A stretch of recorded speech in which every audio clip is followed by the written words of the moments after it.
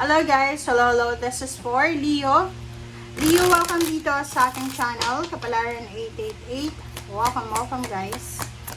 Alamin natin kung anong messages, vibration, gabay energy para sa lahat ng Leo. This is for 2 years message guys. 2 years para sa eclipses natin.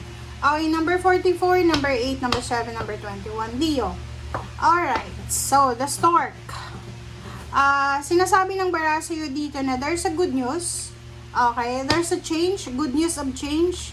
Like for example, Leo, for the 2 years na to, sabihin natin, simula siya ng August 2026 hanggang August 2028. So, 2 taon siya. Posibleng ikaw ay magbabago ng residence for the better. Pwedeng malayo or pwedeng malapit lang. So, international or pwedeng local. So, nasaan ka ba ngayon? Depende kung nasaan ka ngayon, Leo. So, yun. Change of residence, change of address. Next dito, sinasabi ng barahan na may mga broken connections, broken relationships na kailangan mo nang alisin. Okay? So, may mga Leo din na mababalitaan kayo na yung friend mo, best friend mo, ay posibleng may sakit and ganun, kumano na siya. Okay? Or may mga may mababalitaan ka na like yung mga taong hindi mo inaakala na mga healthy ay may sakit pala. Parang ganun.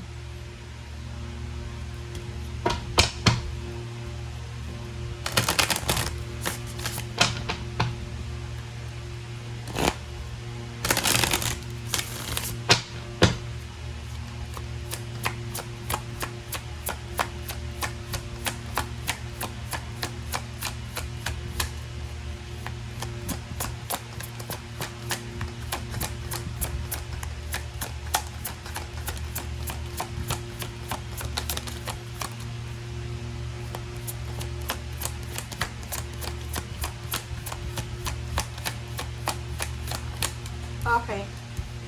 Leo, new moon in Aries. Go for it. Wow. Okay. Wow, reverse. Take reality check. Oh. So, sinasabi ng bara sa'yo dito, Leo, na sa 2 taon na to, kung gusto mo daw na matapos na lahat ng mga karmic mo, karmic lessons or karmic whatever, kailangan mo siyang, kumbaga, i-verify natin yung katotohanan, okay? So, wag tayong masyadong magpadalos-dalos, syempre, okay? Kahit sinabi dyan sa'yo na, go for it, no. Kailangan, kasi siya, contradicting siya.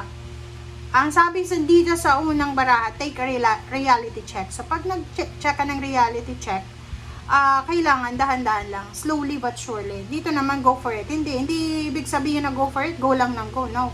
So, nasa gitna ka ngayon, parang nasa crossroad ka for 2 years na hindi mo alam kung anong gagawin mo.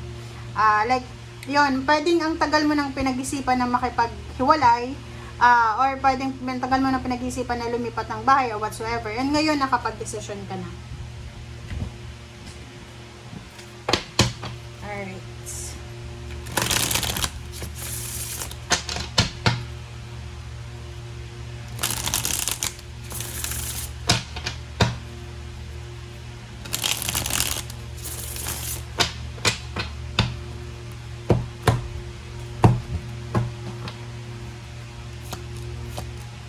Okay, next is Hierophant and Death. Ang problema lang dito, Leo, na siguro yung taong tumutulong sa'yo ay posibleng mawala siya for the 2 years na to. So, if you are working with someone na, like, if there's someone na nagiging mentor mo, allies, kakampi, or whatsoever, possible na matapos yung connection nyo for the next 2 years. Okay? Justice. Okay. So, sa nakikita ko, pwedeng ikakasal ka. So, maybe you are preparing for a wedding. Tingnan mo, pareho siyang parang Libra. So, there's a balance na nakikita natin dito. Emotionally, financially, and sa lahat ng areas sa buhay mo. It's either there's a divorce, legal separation, or there's a wedding, contract signing, or pwedeng there's a karma coming para sa'yo, Leo.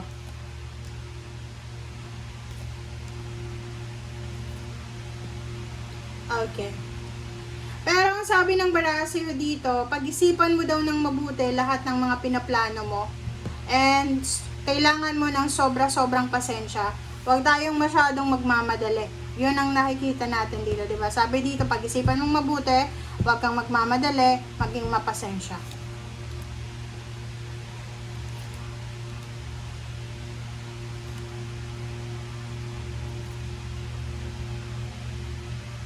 Alright, so dito naman, sinasabi ng barahan, Knight of Wands, Queen of Pentacles, the Lovers, and Ace of Swords. So, there's a good news coming para sa'yo.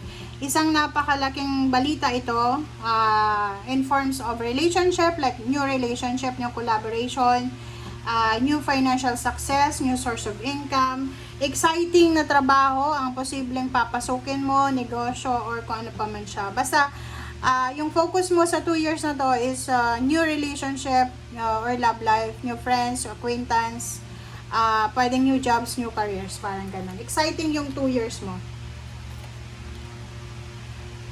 Pero hindi naman lahat.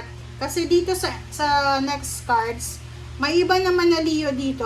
Okay, there's some Leo na possible na kayo ay nasasaktan. You're heartbroken. Okay, nasasaktan ka, you're heartbroken.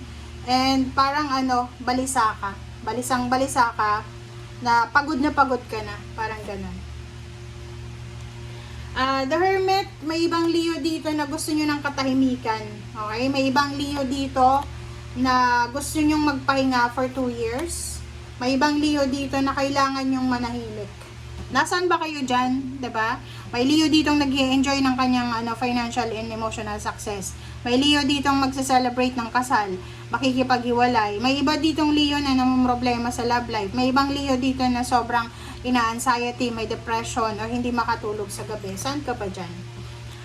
Zero, the Fool, and Two of Wands. So, yun, nakikita ko yun. There's a chance na magplano kang lumipat ng bahay, lumipat ng trabaho, mga changes siya na hindi ka parang nahihirapan ka na magdesisyon.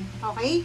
So, sa nakikita ko sa'yo dito, may ibang Leo na yun, heartbroken kayo siguro, or feeling lost, na yung magiging solusyon nyo is umalis. Na parang pakiramdam nyo, ay hindi na ako productive sa lugar na to, so I need to move, I need to secure myself, parang ganon. And another also, sabi ng Two of Wands dito, maging mapanuri ka, okay? Attend to the details. Yun, check the reality. Reality check tayo. So, wag tayong masyadong magpadalos-dalos guys for the 2 years. And wag tayong masyadong magpapadala sa kung anong mga nangyayari sa kapaligiran natin. Okay? Sabi ko na sa inyo lahat ng zodiac sign hindi ibig sabihin lahat ng ganito, Leo ay pare-pareho kayo ng readings, hindi, di ba? May iba na masaya, may iba na malungkot, may iba na stress, may iba na may problema, parang ganun lang yan. Alright, thank you for watching. Bye!